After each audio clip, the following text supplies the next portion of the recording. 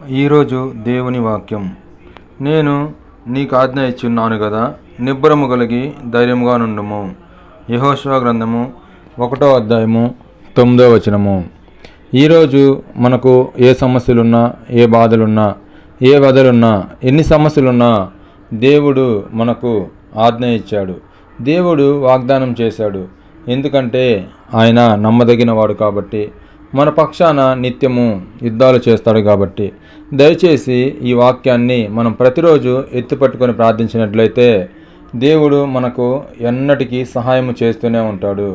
నిబ్బరము కలిగి ధైర్యముగా ఉండుము, నేను నిన్ను విడిచిపెట్టను అంటున్నాడు.